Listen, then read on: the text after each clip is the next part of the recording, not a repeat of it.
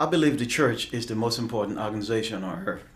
The church described in Acts 2 is the best biblical model of a church. That church seemed to utilize small groups well. Small group is critical to the small church. Small group is essential in the medium-sized church. Small group is vital in the large church. Okay, you get the point. Small group is important to the life of the church. Today, small groups provide one of the best opportunities for us to carry out the mandate of Christ and do the mission and ministry of the church.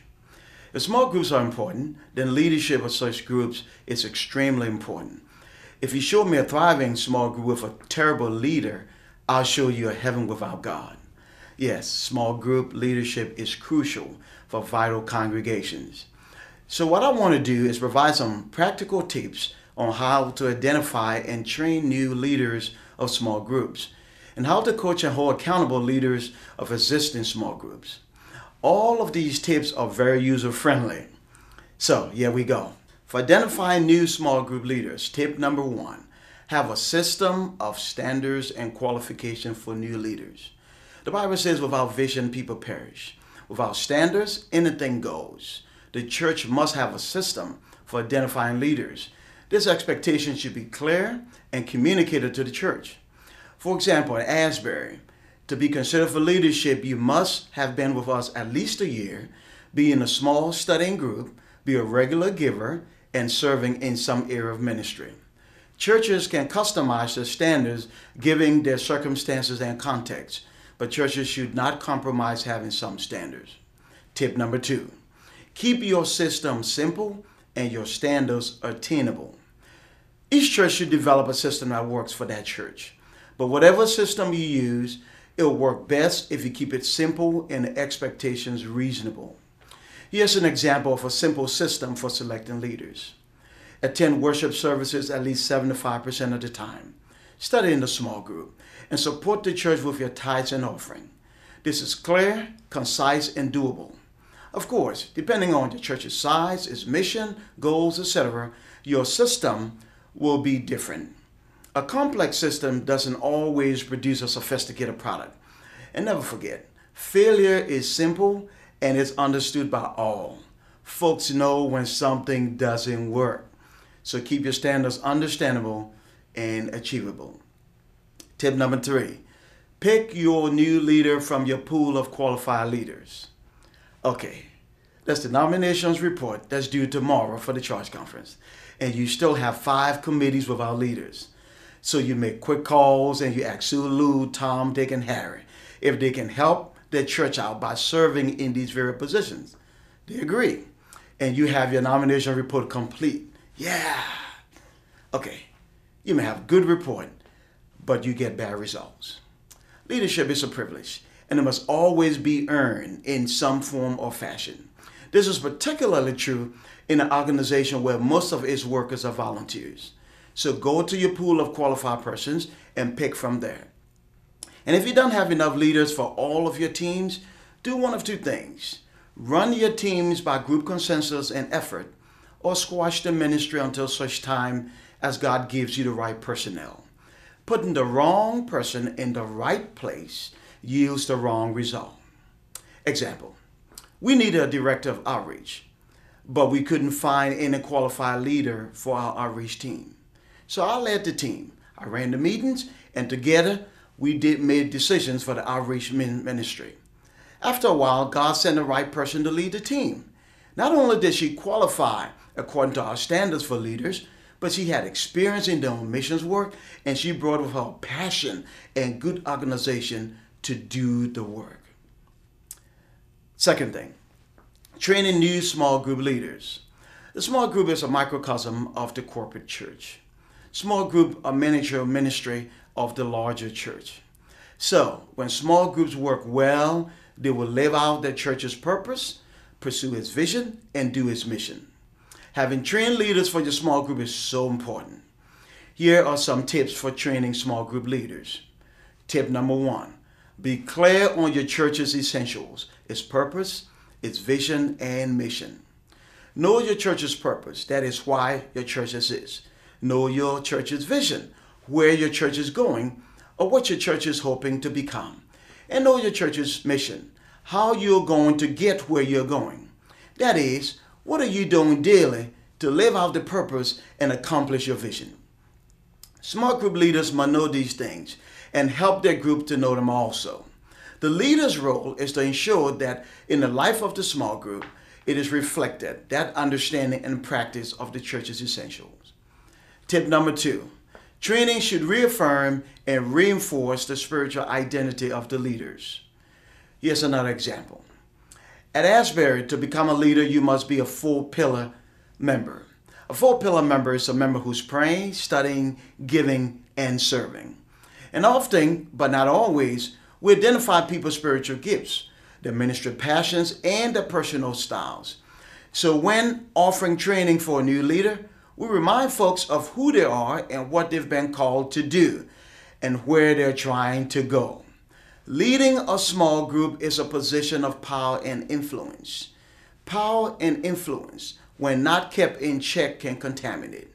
So it's important that the leader stay grounded in his or her spiritual discipline, in their gifts and passion and style, and stay focused on providing good leadership for the group. A group training for new leaders in a group will stress the importance of engaging in healthy practices and maintaining spiritual identity while leading their group. Tip number 3, develop specific training around the goals of the group.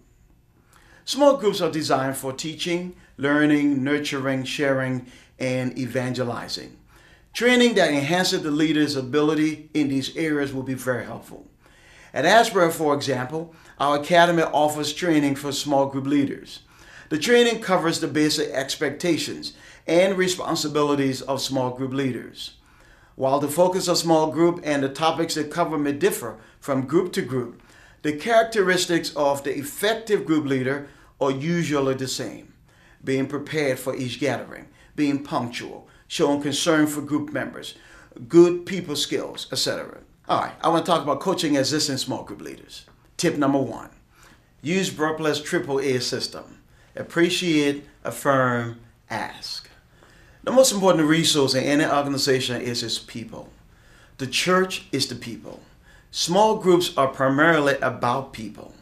So effective coaching of small group leaders should begin with the welfare of the leader. Let the leader know that you appreciate him or her, not as a leader, but as a person.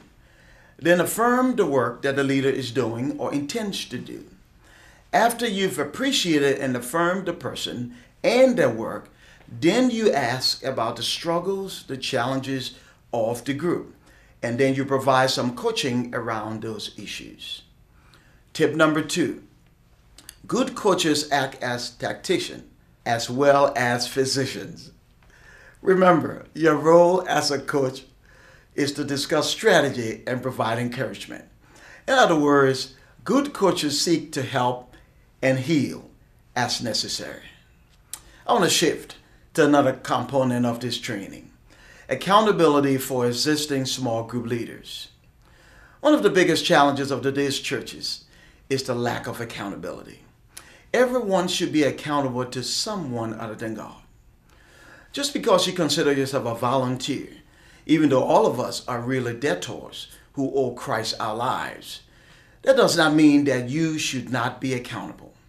And the church must never relinquish its right to expect excellence in all that it does. Remember, we are to do our best for God because God did his best for us. If you are in doubt, then refer to John 3:16. So here are some final tips regarding accountability of leaders. Tip number 1, regularly remind leaders of any covenants that affect their role and work. Find various ways, small chatter, group meetings, formal training, etc., to remind folks of the importance of their role and responsibilities. Sometimes out of sight is indeed out of mind. Tip number 2, remember to inspect what you expect.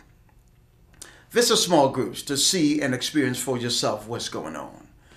Don't be told, go, and you'll get to know. But how you do this, though, is important. For example, some groups are open group and some are closed. Closed groups tend to bond quickly. They share more openly and they develop trust much quicker than open groups. At Asbury, my wife and we visit with small groups. We call the leader and we'll let the leader know that we plan to visit and a particular date when we shall visit. The leader will usually let the group know that we will be visiting. During our visit, we'll just study with the group, we'll learn from the group, and we'll fellowship with the group. Our experience have been affirming and very positive. It is important that the pastor or leader respects the confidentiality and the privacy of the group, especially closed groups, and let the group know in advance of a visit.